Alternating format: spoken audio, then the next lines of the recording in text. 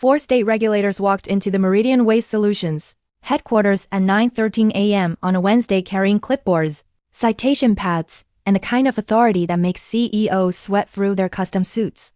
They asked for Marcus Webb, Director of Environmental Compliance and Licensing. The receptionist went pale. He doesn't work here anymore. Then who's your designated license holder for hazardous waste transport? Silence. Medical waste handling, more silence. Industrial wastewater treatment, chemical disposal, biomedical incineration. The receptionist picked up the phone with shaking hands. I need to get URQ. 20 minutes later, 4 cease and desist orders were posted on 4 different facility doors, and a $340 million waste management operation ground to a complete halt. All because someone told Marcus Webb he was overpaid. Hey Tangled Yarns family, it's Brett. Welcome back, and if this is your first time here, buckle up, you just walked into one of the most satisfying I told you so moments in corporate history. Today's story is about Marcus, a guy who spent 11 years becoming the most important person nobody thought about at a waste management company. And when I say important, I mean the entire operation legally could not function without him.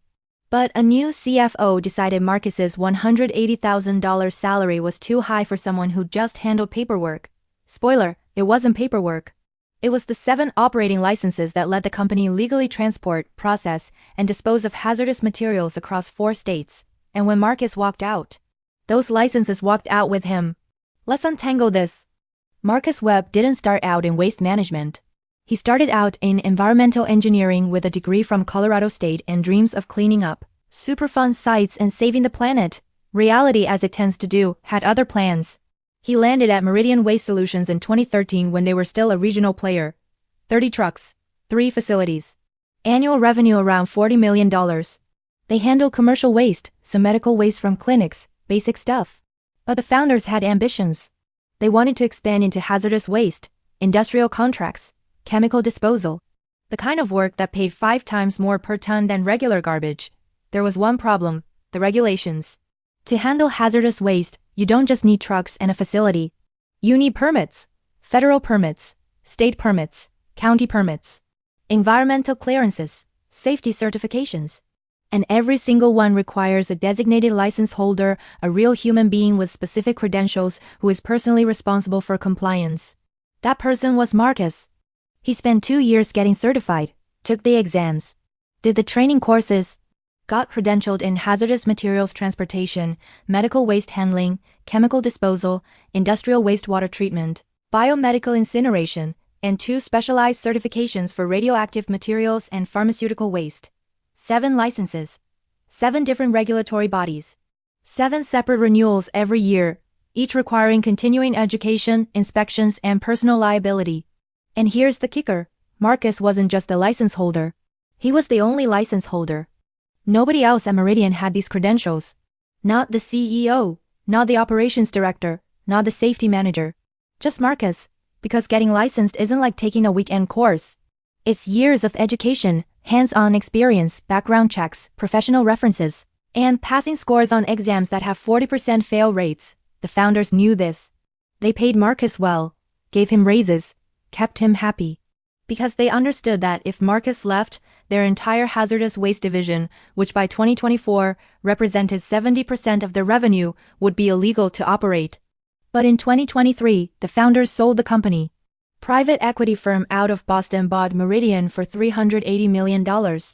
Brought in their own management team. The usual playbook, cut costs, increase margins, maximize value for the next flip. Enter Richard Chun, new CFO, Wharton MBA, 20 years in finance. 0 years in waste management. Richard's first priority was what he called labor optimization. He pulled the salary reports and started looking for cuts. Marcus's name jumped out. $180,000 base salary. Plus annual bonuses tied to compliance metrics. Plus a benefits package that included extra liability insurance because, again, his name was personally on every single operating license. All in, Marcus cost the company about $240,000 a year. Richard called him into his office on a Tuesday in March. Marcus walked in. Richard didn't stand up, didn't shake his hand. Just gestured to the chair and slid a spreadsheet across the desk. Marcus, I've been reviewing departmental budgets, and I have to be honest, your compensation is out of line with industry standards for administrative roles. Administrative roles. Marcus just stared at him. You're making more than some of our operations managers. People who oversee facilities, manage teams, handle P&L responsibilities. You process paperwork. Marcus took a slow breath. I hold the operating licenses that allow this company to legally function. Richard waved that away. Licenses that, from what I understand, just need to be renewed annually. That's administrative work, Marcus. It's important, sure, but it's not $180,000 important. Do you know what happens if those licenses lapse? We renew them. It's not complicated. Marcus leaned back. Do you know what's required to hold those licenses? Richard glanced at his screen. Some certifications, training courses. We can have someone in operations pick those up. It takes 2 years minimum to get credential for hazardous waste transport, 4 years for biomedical incineration. The radioactive materials certification requires a background check from the Nuclear Regulatory Commission. Richard shrugged. Then we'll budget for it. But going forward, I need you to understand that your salary is under review. I'm looking at a 20% reduction to bring you in line with market rates. Marcus didn't raise his voice, didn't argue. He just asked one question. Are you telling me I'm overpaid? Richard smiled. Like he thought Marcus was finally getting it. Yes, frankly you are. Marcus nodded. Stood up. Then I quit. Richard blinked. I'm sorry? I quit. Effective immediately. I'll send my resignation email within the hour. Marcus, let's not be hasty. You think I'm overpaid. I disagree. So I'm going to go find an employer who values what I bring to the table, but I appreciate the clarity. He walked out. Richard sat there for a full minute, then picked up his phone and called the CEO. We might have a problem. Here's what Richard didn't understand, and what Marcus had known for 11 years. Those licenses weren't just pieces of paper. They were the legal foundation of the entire company. Every contract Meridian had, every hospital, every industrial client, every pharmaceutical company, every manufacturing plant, those contracts required proof of licensed, certified handling. And every single license listed one name, Marcus Webb. When Marcus sent his resignation email at 2:47 p.m., he copied HR, the CEO, and the compliance department. He also sent a separate email to the state environmental agencies in Colorado, Wyoming, Utah, and New Mexico. The email was polite, professional. It simply notified them that effective immediately, he was no longer employed by Meridian Waste Solutions and would no longer serve as the designated license holder for their operations. As per regulations, he requested that all licenses listing him as the responsible party be updated to reflect his resignation. He hit send, closed his laptop, and went home. By 4 p.m., the state agencies had processed his notification. By 4:30 p.m., Meridian's licenses were flagged as non-compliant, no active designated holder. By 5 p.m., automated notices went out to Meridian's compliance department. And by 5:15 p.m., absolute chaos erupted. The compliance manager, a woman named Dana who mostly handled paperwork and scheduling, saw the email and didn't understand it at first. Then she opened the attachments, saw the license statuses, saw the words, suspended pending designation of new license holder. She called her boss. Her boss called the operations director. The operations director called the CEO. The CEO, Michael Brennan, called an emergency meeting at 6 p.m. Richard was there. Dana, the head of operations. The general counsel. Michael, visibly stressed, asked the obvious question. Can we just transfer the licenses to someone else? Dana pulled up the requirements on her laptop. Read them aloud. Hazardous waste transport requires 18 months minimum experience in waste management, 200 hours of classroom training, passing a federal exam, background check, and 2 professional references from certified handlers. Medical waste handling requires state certification, biohazard safety training, OSHA compliance certification, and annual recertification. Biomedical incineration requires, Michael held up his hand. How long to get someone certified? For all 7 licenses. 3 to 4 years, minimum. The room went silent. Richard, pale now, said, we can operate without the licenses temporarily, right? Just until we get someone certified? The general counsel, a man named Paul who'd been with Meridian since the early days, shook his head slowly. No. Operating without proper licensing is a federal offense. We'd be shut down immediately, fined, potentially criminally liable. What about our existing contracts? Most have clauses requiring proof of current licensing. If we can't provide that, they can terminate immediately. And they will, because if we're handling their hazardous waste illegally, they're liable too. Michael turned to Richard. You told him he was overpaid? Richard opened his mouth, closed it. Managed. I was trying to optimize costs. You just optimized us into a shutdown. The next morning, the state regulators showed up. 4 different agencies, 4 different inspectors, all acting on Marcus's notification. They walked through the facilities, checked the license postings, asked for the current designated holder. When they were told there wasn't one, they issued immediate cease and desist orders. Meridian Waste Solutions was prohibited from accepting, transporting, processing, or disposing of any hazardous materials until they could provide proof of a licensed, certified designated holder. By 10 a.m., trucks were being turned around. Clients were being notified. Contracts were being suspended. By noon, the company had lost access to 70% of its revenue stream. Michael tried calling Marcus. It went to voicemail. He tried again an hour later, voicemail. At 3 p.m., he sent an email. Marcus, I understand you've resigned. I'd like to discuss the possibility of you returning in a consulting capacity to help us transition the licenses. Please call me at your earliest convenience. Marcus replied at 4:30 p.m. Michael, I appreciate the outreach. I'm currently exploring other opportunities. Best of luck with the transition. Michael sent another email, offered to reverse the salary cut. Offered a raise actually, $200,000 base. Marcus didn't respond. By day 3, Meridian had lost 6 major contracts. A hospital system in Denver terminated their medical waste agreement. A pharmaceutical manufacturer in Albuquerque pulled their chemical disposal contract. An industrial client in Salt Lake City found another vendor. Each termination came with penalties. Early exit fees. Breach of contract damages. The CFO ran the numbers. At the current rate, Meridian will lose $40 million in annual revenue. Their debt covenants with the private equity firm required maintaining minimum revenue thresholds. If they couldn't restore operations within 30 days, they'd be in default. Michael called an emergency board meeting, laid out the situation. One of the board members asked, "What does Marcus want?" "We don't know. He won't respond. Offer him whatever it takes." Michael sent another email. This time with a formal offer. $250,000 base salary, equity, a seat on the executive team, full benefits restoration.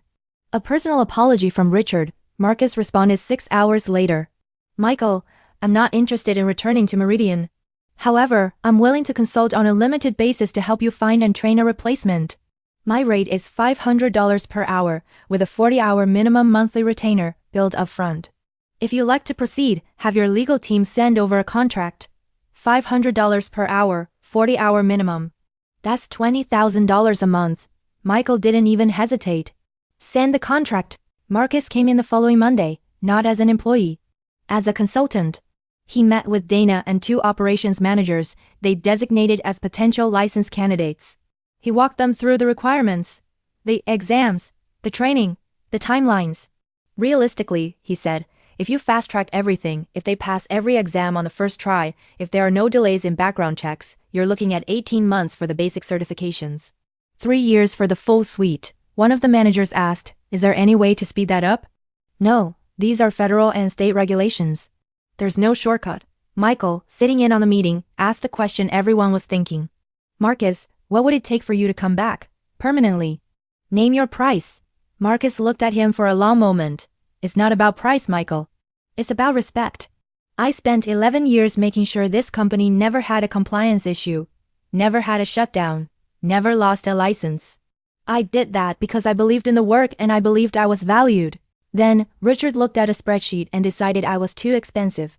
He didn't ask what I did. Didn't try to understand why I was compensated the way I was. He just saw a number he didn't like and decided I was overpaid. So no. I'm not coming back, but I'll help you train my replacement. That's the best I can offer. Michael nodded slowly. Then he asked, "What are you going to do?" Marcus smiled. "I got a call from Apex Environmental. They're expanding into the Southwest. They need someone to build out their licensing infrastructure across 6 states. They offer me $280,000 base, equity, and a VP title. I start next month." Let me pause here because I need you to understand something. Marcus wasn't being petty. He wasn't holding the company hostage. He was just done. He'd spent over a decade being the invisible foundation of a $340 million operation, and the second someone looked at him as a line item instead of a person, he walked. That's not revenge. That's self-respect. But here's where it gets really good. Meridian scrambled. They hired an outside consulting firm that specialized in regulatory compliance. paid them $80,000 to assess the situation and create a roadmap. The consultants confirmed what Marcus had said. 3 years minimum to get fully licensed in-house. In the meantime, Meridian had two options. Option 1. Shut down the hazardous waste division entirely. Focus on regular commercial waste. Take the revenue hit. Option 2. Partner with another licensed waste management company. Subcontract the hazardous waste work. Pay them a percentage. They chose option 2. They found a competitor in Nevada who had the licenses. Negotiated a partnership where Meridian would essentially act as a middleman collecting the waste and handing it off to the partner company for processing. The partner company took 40% of the revenue. So instead of keeping 100% of their hazardous waste income, Meridian now kept 60%. On $240 million in annual hazardous waste revenue, that was a $96 million loss. The private equity firm was furious. Within 6 months, they'd fired Richard. Blamed him for the compliance crisis. Within a year, they sold Meridian again. This time for $210 million, a $170 million loss from what they paid. Marcus, meanwhile, thrived at Apex Environmental. He built their licensing program from scratch, hired a team, trained them. Within 2 years, Apex had expanded into 8 states and doubled their revenue. Marcus got promoted to Senior Vice President of Regulatory Affairs. His equity stake, when Apex went public in 2026, was worth $4.3 million. And here's my absolute favorite detail. In 2025, Apex acquired Meridian's remaining assets out of bankruptcy for $60 million. Marcus's new company bought his old company for pennies on the dollar. And when the acquisition closed, Marcus sent one email to Michael Brennan, the old CEO. It said, "Thanks for the consulting opportunity. I think we're all compensated appropriately now. So let's talk about what actually happened here, because this isn't just a revenge story.